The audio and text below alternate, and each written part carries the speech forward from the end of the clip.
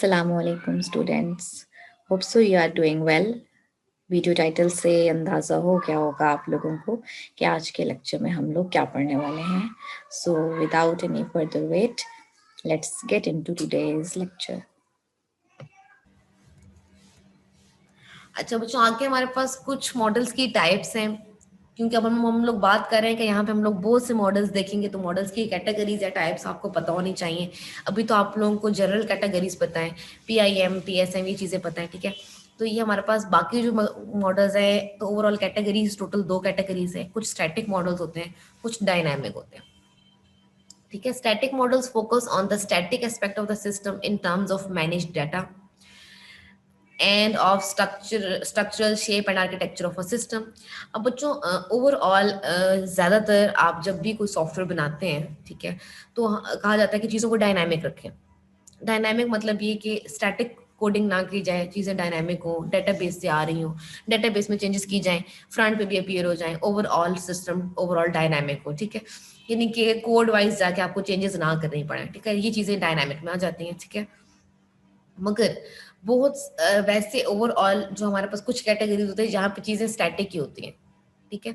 तो एक system at a time dynamic भी होता है और स्टैटिक भी होता है, ये बात समझ लें, ठीक है. अब डायनेमिक किसको रखना है, आपने सिस्टम के बिहेवियर को, कि वो बिहेव कैसे कर रहा है, वो आपके साथ इंटरेक्ट कैसे कर रहा है, ठीक है. वो चीज़ों टास्क को एग्जीक्यूट किस तरह से कर रहा है, ये चीज़ें आपने डायनेमिक करनी है. उसकी एग्जीक्यूशन, चीज़ों की जो परफॉर्मेंस है, ये टास्क जो कंप्लीट हो रहे हैं, उसको आपने डायनेमिक करना है, ठीक है. उसके बिहेवियर को डायनेमिक करना है, ठीक है. मगर स्टैटिक, वही मैंने भी जो आपको बात बताई कि एट अ टाइम चीज़ें या सिस्टम जो है वो ओवरऑल डायनेमिक भी होता है और स्टैटिक भी होता है. स्टैटिक किन टर्म्स के लिहाज से होता है, ठीक है. उसका आर्किटेक्चर डायनेमिक नहीं हो सकता. आर्किटेक्चर डायनामिक इस तरह से नहीं होता. एक ऑर्गेनाइजेशन है, उसके कुछ रूल्स होते हैं, ठीक है.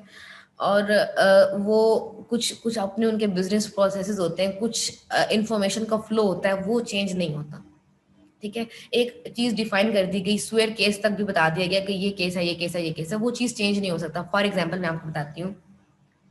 जनरली जैसे अब आप लोगों का GPS सिस्टम होता है, इसमें क्या होता है, कहा जाता है कि जिसका हाईएस्ट GPA है उसकी पोजीशन आएंगी, ठीक है. अच्छा, अब किसी कोई एक बच्चा होता है, उसके मार्क्स ज्यादा होते हैं मगर GPA डाउन होता है. लाइक 80 वाले को भी GPA 4 मिल रहा है, या 85 वाले को भी GPA 4 मिल रहा है, 90 वाले को भी GPA 4 मिल रहा है, ठीक है. मगर ओवरऑल जब मार्क्स फाइनलाइज हुए, ओवरऑल सेमेस्टर में जितने मार्क्स लिए, जिसकी पोजीशन नहीं है उसके मार्क्स ज्यादा हैं मगर उसका GPA थोड़ा डाउन है, ठीक है. मगर दूसरे का GPA अच्छा है, ठीक है, तो GPA पर पोजीशन मिल गए. ये एक रूल है, बताया हुआ है. ये स्टैटिक मॉडल है, एक स्टैटिक चीज है, ठीक है. इसको आप नहीं डायनामिक कर सकते, इस चीज को डायनामिक नहीं कर सकते. ये एक बार स्टैटिकली आपने बता दिया, ठीक है, कि इतने पर इतना GPA है, ठीक है, और उतना बनेगा, चाहे मार्क्स ज्यादा हो, हम उसको कंसिडर ही नहीं कर रहे, ठीक है. हम लोग GPA बेस चल रहे हैं. अगर सेम GPA आ जाता है, अगर सेम GPA आ जाता है, तो आप कहते हैं कि पोजीशन जिसके ज्यादा नंबर है उसको मिलेगी, ठीक है. जिसके जिसके अगर सेम GPA आ जाता है, दोनों बच्चों के एग्जैक्ट सेम GPA, फिर आप मार्क्स देखते हैं, जिसके अच्छे मार्क्स हैं, जिसके ज्यादा मार्क्स हैं, उसको पोजीशन मिलती है.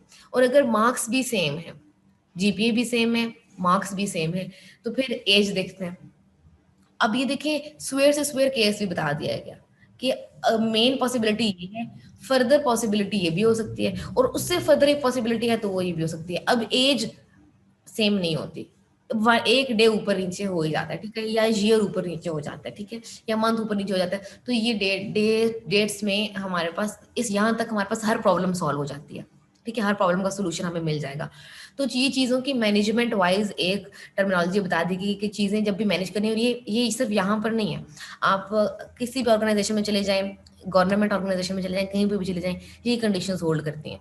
सबसे पहले सपोज परसेंटेज देखी जाती है, परसेंटेज के बाद सपोज मार्क्स देखे जाते हैं या डिवीजन देखी जाती है, उसके बाद फर्दर लास्ट स्टेप ये होता है एज देखी जाती है. अगर सारी चीजें सिमिलर हो तो एज देखी जाती है. तो यही रूल हर जगह फॉलो किया जाता है, ठीक है. अब ये चीज स्टैटिक हो गई क्योंकि डिफाइन कर दी गई. जब एक चीज आप एग्जैक्ट वर्ड्स में डिफाइन कर दें, फिर उसको डायनामिक करने का फायदा नहीं है, ठीक है। तो डायनामिक किस चीज को करना है, बिहेवियर को करना है, एग्जीक्यूशन को करना है, ठीक है। मगर जो चीजें मैनेजमेंट वाइज हैं, जो चीजें मैनेजमेंट से रिलेटेड हैं, ओवरऑल आपके टास्क की शेप के ओरिएंटेड हैं, ठीक है, या सिस्टम के आर्किटेक्चर के ओरिएंटेड हैं, वो चीजें स्टैटिक रखी जाती हैं, क्योंकि वो चीज, उन चीजों में डायनामिक्स डालने का फायदा नहीं है। वरना वो डायनामिक्स हमें, हमारे लिए एक तरह से नुकसानदेह है। अगर हम उसमें इन चीज़ों को डायनामिक कर देते हैं तो ये हमारे लिए नुकसानदेह है कि कोई भी बंदा जो है वो उसमें चेंजेस कर दे, चीज़ों को अपडेट कर दे, क्योंकि चीज़ें डायनामिक हैं। तो इन चीज़ों को स्टैटिक रखा जाता है। या स्टैटिक चीज़ें हम कब यूज़ करेंगे, जब हम लोगों ने मैनेज करनी होगी चीज़ें, स्ट्रक्चर की ओरिएंटेड हम ना रहा कि ओवरऑल सिस्टम का स्ट्रक्चर किस तरह से है, और आर्किटेक्चर ओरिएंटेड जब चीज़ें चलनी होंगी तो हम कहेंगे यहाँ पे स्टैटिक मॉडल्स यूज होंगे, ठीक है। नेक्स्ट है हमारे पास मॉडलिंग के लेवल्स। मेनली ये 3 मेजर लेवल्स हैं, ठीक है। ऊपर तो हमने क्या देखी थी, उसकी टाइप्स देखी थी, ठीक है, कि स्टैटिक या फिर डायनामिक। अब लेवल्स है, लेवल्स में ये मेजरली 3 लेवल्स है, इसके अंदर हमारे पास बहुत कुछ होता रहता है, ठीक है। इन्हीं के ऊपर हमें जो है वो कास्केडिंग भी नजर आती है, ठीक है। और ये बेसिकली लेवल्स है, ठीक है। सबसे पहला लेवल है CIM का लेवल, कंप्यूटेशनल इंडिपेंडेंट मॉडल, ठीक है। उसके बाद PIM है, प्लेटफॉर्म इंडिपेंडेंट, फिर PSM है, प्लेटफॉर्म स्पेसिफिक मॉडल, ठीक है। चले आ जाते हैं हम लोग CIM की तरफ, कंप्यूटेशनल इंडिपेंडेंट मॉडल। ये मॉडल क्या कहलाता है, क्या कहता है हमें। अब जो यहाँ पे कंप्यूटेशनल इंडिपेंडेंट, यानी कि यहाँ पे आपने स्टैटिस्टिक्स को निगलेक्ट करना है, चीज़ों को चीज़ों की स्टैट्स को कंसिडर नहीं करना कि क्या होगा क्या नहीं होगा। ये ओवरऑल एक सबसे high level of abstracted level है, ठीक है। ये मोस्ट एब्स्ट्रैक्टेड लेवल है CIM, ठीक है। तो यहाँ पे आपको चीज़ें सिर्फ और सिर्फ आउटलाइंस में मिलेंगी, ठीक है। डिटेल में चीज़ें नहीं मिलेंगी, सिर्फ और सिर्फ आउटलाइंस होंगी, हेडिंग्स होंगी या डेफिनेशन वाइज होंगी, ठीक है। तो यहाँ पे हम लोग कंप्यूटेशन के लिहाज से इंडिपेंडेंट है, डिपेंड ही नहीं कर रहे। यानी कि इस मॉडल को हम बेसिकली कहते हैं डोमेन लेवल, जहाँ पे आप अपनी डोमेन डिसाइड करते हैं, ठीक है। हम डोमेन्स की स्पेसिफिकेशन की बात करते हैं, एक्चुअल में हमारी डोमेन क्या है, या प्रॉब्लम स्पेस क्या है, या सोल्यूशन स्पेस क्या है। यहाँ पे हम ये चीज़ें डिस्कशन करेंगे, अपनी प्रॉब्लम स्पेस, अपनी सोल्यूशन स्पेस, ठीक है। हम लोग व्यू पॉइंट्स की बात नहीं करेंगे, ठीक है। PIM पर जब हम जाएंगे, ठीक है, तब भी हम लोग जो है वो व्यू पॉइंट्स कलेक्ट करेंगे, ठीक है, या व्यूज को कलेक्ट करेंगे, और मॉडल्स का डिसीजन हम लोग PSM पर जाके लेंगे, ठीक है, इस तरह से। तो CIM हमारे पास कंप्यूटेशनल इंडिपेंडेंट मॉडल है, ठीक है। ये मतलब ये सिंगल नहीं, ये मल्टीपल PIM में भी फॉल कर सकता है, ठीक है। मल्टीपल PIM में भी फॉल कर सकता है, जरूरी नहीं कि CIM एक सिंगल ही PIM के अंदर फॉल करता हो, ठीक है। ये मल्टीपल PIM में भी मैप कर सकता है, ठीक है, ठीक है। यहाँ पर हम लोग इम्प्लीमेंटेशन की बात नहीं कर रहे, ठीक है। ये इंडिपेंडेंट ऑफ इम्प्लीमेंटेशन होता है CIM, ठीक है, क्योंकि डोमेन में जब हम डोमेन की बात करें तो हम इम्प्लीमेंटेशन की तो बात ही नहीं करें, ठीक है। और इसके अलावा जो है इसमें हम लोग मेन अपनी रिक्वायरमेंट्स की बात करते हैं कि मेन हमारी रिक्वायरमेंट क्या है, ठीक है, वो किस डोमेन में फॉल कर रहा है, ठीक है। और आप लोग बस इतना याद रखें, ठीक है, कि इसमें हम लोग अपनी प्रॉब्लम स्पेस और सोल्यूशन स्पेस को डिस्कस करेंगे, अपने हमारे बिजनेस व्यू जो भी है सोल्यूशन का, कि वो क्या देता है, बिजनेस व्यू क्या है सोल्यूशन का। बिजनेस व्यू अब क्या हो जाएगा कि जितने भी हमारे स्टेक होल्डर्स हैं, जितने भी जो लोग हैं और डेवलपर्स भी सारे इकट्ठे एक मीटिंग में बैठ जाएंगे और कहेंगे अच्छा आप क्या कहते हैं, किस तरह का सोल्यूशन होना चाहिए, सॉफ्टवेयर किस तरह का होना चाहिए, ठीक है। डेवलपर्स यहाँ पर खामोश रहते हैं, तो जितने भी बिजनेस या स्टेक होल्डर्स होते हैं वो कहते हैं, एक कहता है मैं चाहता हूँ कि बिजनेस के फ्लो कुछ इस तरह से कर दिया जाए, ठीक है। एक कहता है कि हम इसको इतने स्टेप्स में हैंडल करें, एक कहता है नहीं डायरेक्ट DB को भी लाइव कर दें, ठीक है। तो इस तरह से हर बंदा अपना व्यू देता है सोल्यूशन का कि बिजनेस के फ्लो का मेरे अकॉर्डिंग ये सोल्यूशन पॉसिबल है, ठीक है। फिर डेवलपर्स को जो मोस्ट सूटेबल लगता है या जो मोस्ट एफिशिएंट वन होता है वो बता देते हैं। तो यहाँ पे हम ओवरऑल अपनी रिक्वायरमेंट गैदरिंग कर रहे हैं, डेवलपर्स भी जो है वो रिक्वायरमेंट कलेक्ट कर रहे हैं कि अच्छा ओवरऑल सिस्टम की रिक्वायरमेंट्स क्या हैं क्या नहीं है, ठीक है। और आप ओवरऑल कॉन्टेक्स्ट देख रहे होते हो सिस्टम का, ठीक है, और ओवरऑल सोल्यूशन की तरफ सोल्यूशन स्पेस देख रहे होते हो, ठीक है, और प्रॉब्लम स्पेस देख रहे होते हो। तो फिर हमने इन जब ये चीज़ें कलेक्ट कर ली, अपनी रिक्वायरमेंट्स कलेक्ट कर ली, हमें प्रॉब्लम स्पेस ही मिल गया, सोल्यूशन स्पेस ही मिल गया, अब हमने अपने इंडिपेंडेंट मॉडल की तरफ, यानी कि प्लेटफॉर्म इंडिपेंडेंट मॉडल की तरफ मूव करना है, ठीक है। यानी कि सिस्टम को डिटेल्ड में रिक्वायरमेंट तो कलेक्ट हो गई, अब उसको डिस्क्राइब करना है। अब यहाँ पे अपनी जितनी भी चीज़ों की गैदरिंग करनी थी आपने गैदरिंग कर ली, अब अपनी रिक्वायरमेंट को डिटेल में डिस्क्राइब करना है कि अच्छा ये चीज़ इस तरह से पिक की जाएगी, पिक करने के बाद इसको यहाँ पे फॉरवर्ड किया जाएगा, इसके बाद इसको इस जगह से यहाँ पे फॉरवर्ड किया जाएगा। तो ये डिटेल्ड आप सिस्टम का एक फ्लो देख रहे हो, डिटेल्ड फ्लो देख रहे हो, ठीक है। ये हम PIM में करेंगे, अभी भी हम कोडिंग वाइज नहीं चल रहे, और PSM में हम लोग जो है वो मेन इम्प्लीमेंटेशन आर्किटेक्चर की तरफ जो है वो, ये अपनी इम्प्लीमेंटेशन जो प्लेटफॉर्म्स हैं उनकी तरफ जो है वो मूव करेंगे, ठीक है। तो CIM की तरफ चलते हैं। CIM क्या कहता है?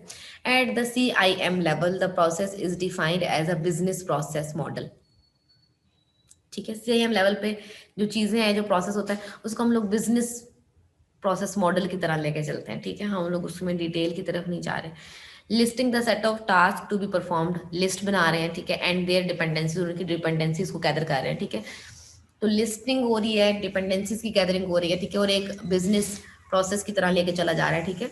उसको उसको हम लोग इम्प्लीमेंटेशनल वाइज या स्पेसिफिक नहीं कर रहे। Describe requirements and needs at a very abstract level, most abstract level है ये, ठीक है। इसमें जितनी भी हमारी रिक्वायरमेंट्स हैं, जो नीड्स हैं, उनको हम बहुत ही एब्स्ट्रैक्ट लेवल में डिफाइन कर रहे हैं, without any reference to implementation, कोई इम्प्लीमेंटेशन की बात नहीं हो रही। फॉर एग्जाम्पल अभी नीचे उन्होंने एक बिजनेस प्रोसेस बताया, ठीक है, उसका एक स्टार्टिंग पॉइंट है, ये इसका स्टार्टिंग पॉइंट है, ये उसका एंडिंग पॉइंट है, ठीक है। अब ये इन्होंने जिस तरह से डिस्क्राइब किया है, ये एक CIM लेवल पर डिस्क्राइब किया है।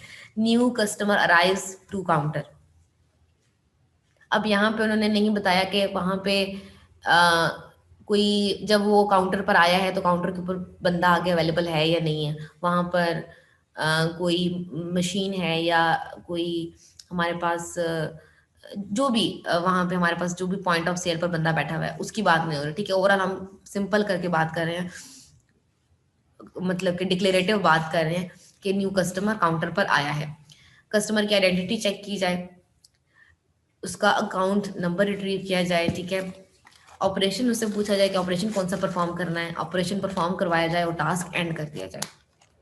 एक सिंपल फ्लो, एक डिस्क्रिप्टिव जो कि जनरली किसी से पूछे। अब यहाँ पे पता चल रहा है कि इनको इनका डिटेल से कोई ताल्लुक ही नहीं है, ये डिटेल्स की तरफ जा ही नहीं रहे, जनरल लैंग्वेज में एक सिंपल वर्ड्स में डिस्क्राइब कर रहे हैं अपनी प्रॉब्लम को, ठीक है। कि अच्छा प्रॉब्लम क्या है कि एक कस्टमर आया है जी, कस्टमर से आपने आइडेंटिटी ली उस तरह से। अब यहाँ पे आप लोग कोई उसकी इम्प्लीमेंटेशन वाइज बात नहीं करें कि एक्चुअल में क्या होगा क्या नहीं होगा, ठीक है। बस एक सिंपली उसको डिक्लेरेटिव बात कर रहे हैं, ठीक है, डिस्क्राइब कर रहे हैं कि जी इस तरह से आया, आइडेंटिटी गैदर की, काउंट नंबर लिया, ऑपरेशन परफॉर्म करवाया और टास्क एंड कर दिया, ठीक है।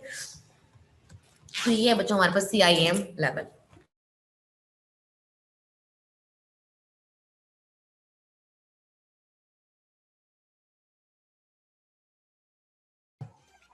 यहाँ पर आज का लेक्चर होता है कंप्लीट।